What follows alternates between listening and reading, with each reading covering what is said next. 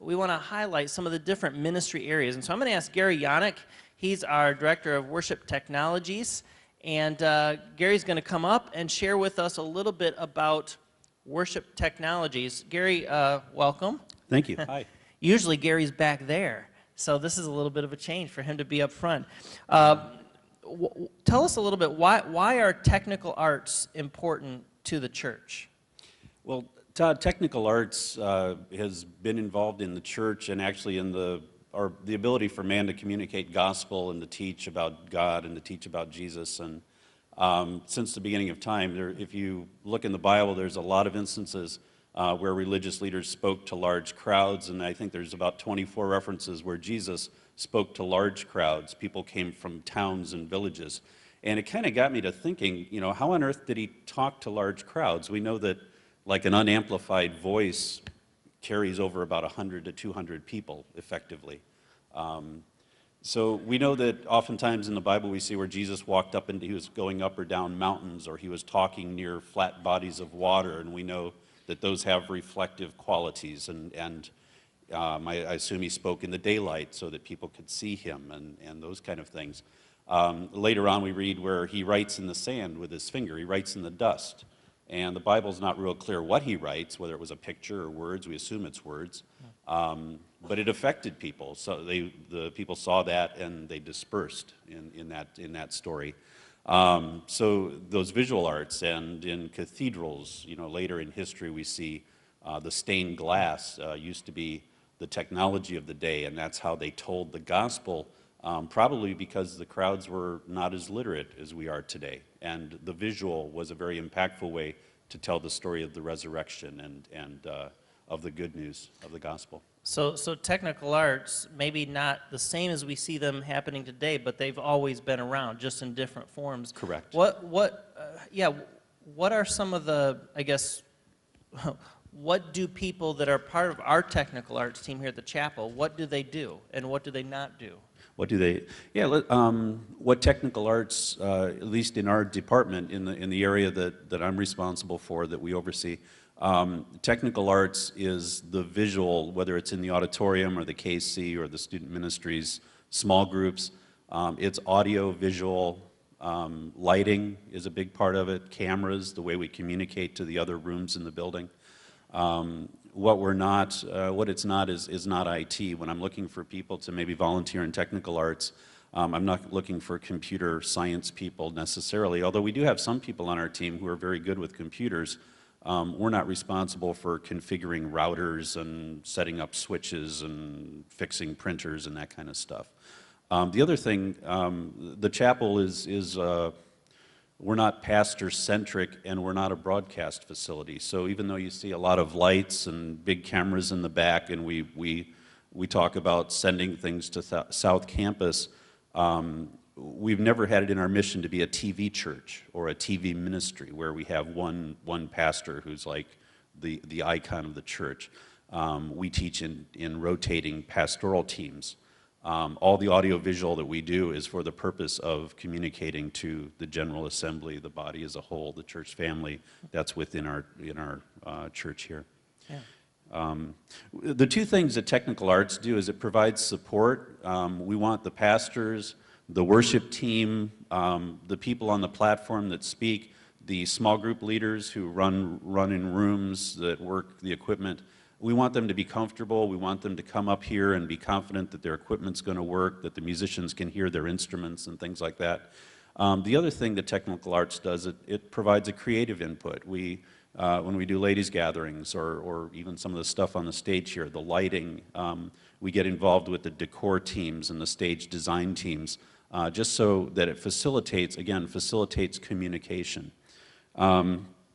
Basically, technical arts involves 6 disciplines: lighting, operations and programming, projected video and image magnification, which is what we see here on the screens, and sound engineering. We have people that are trained to mix the musical instruments, and even something as simple as this interview, making these mics work so that you can hear us properly. Media switching and capture, the people who record the audio for the podcast and switch the video that goes out to the other rooms. And directing and production, we usually have one person.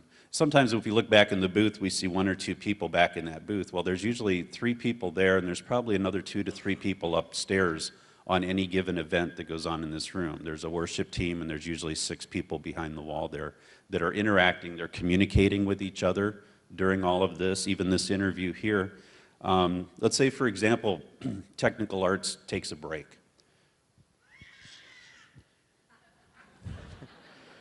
This is what preaching and teaching and worship would sound like here at the chapel. What we do in technical arts is not entertainment. What we do with worship is not here to entertain you. It's here to engage you and communicate you.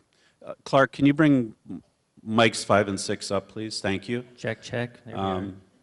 This is the audio. Now you can hear me. We're a little more connected.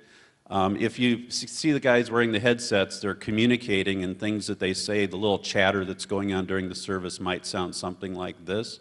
Lighting operator, bring lights. Bring house to 50%, please, and illuminate stage. Thank you. Video switch. Cut to camera 1, please. Cut to camera 1, please. Okay. Camera 1, frame objects, center stage. Confirm broadcast to chapel 2, please. Thank you. Those are the elements that go into presenting this to you. Wow, wow.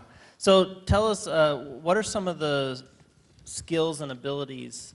I mean, what kinds of people get involved in technical arts?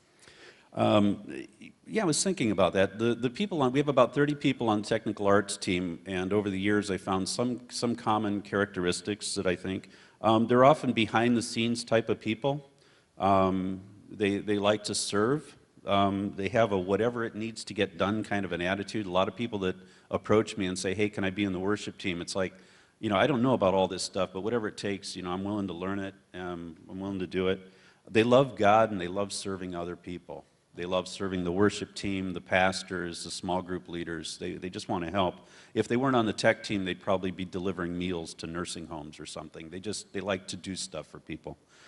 They often have technical abilities, and they may even have some skill sets or professional experiences, but they're always comfortable and willing to learn new processes. They often have an artistic or creative bent. Sometimes when we think of the tech team, we think of the computer geeks or the people that are really into gear and stuff, and I love gear, man. I love amplifiers and all that stuff.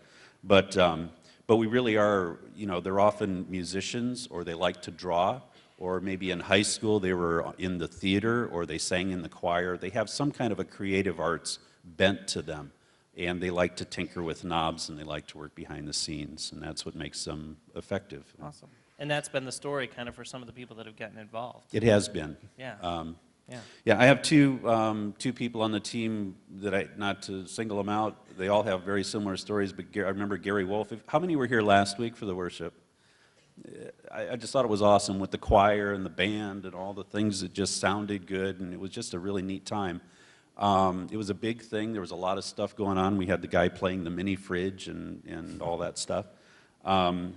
Well, Gary Wolf was a sound engineer, and I was just thinking back about 10 years ago at the Columbus Avenue facility, Gary Wolf standing up in the balcony with me, and I talked to him about using his story.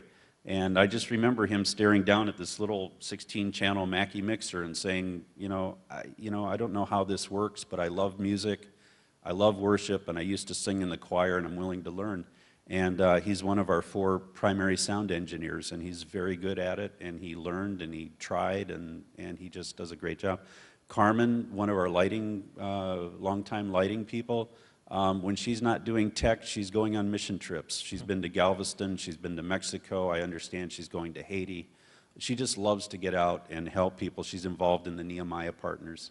And that's just the heart and flavor of what goes into the technical arts teams. Awesome. So a lot of regular people that have gotten involved and gotten trained and have been supporting the technical arts. Yep. If somebody here this weekend is interested in finding out more, maybe saying, wow, I wonder if I could help with something like that, what's their next step? The next step would be we have a table set up outside. We'll have some people out there between services and after services. The main thing is get connected with me. If you're on Facebook, look me up on Facebook, go to the chapel website, get my email, call the office, get the cell phones, all that stuff. whatever it takes to connect, let's talk, and we'll have coffee, and if it's really good coffee, you're in. No. Well, I just kind of want to get your story and see what your experiences are, and we'll find the best fit for you. We'll let you know what our needs are, and just, you know, whatever it is.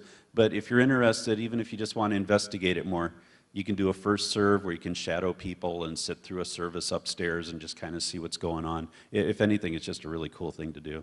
Awesome. Awesome. Right. Hey, let's thank Gary and our whole worship tech. Thank you.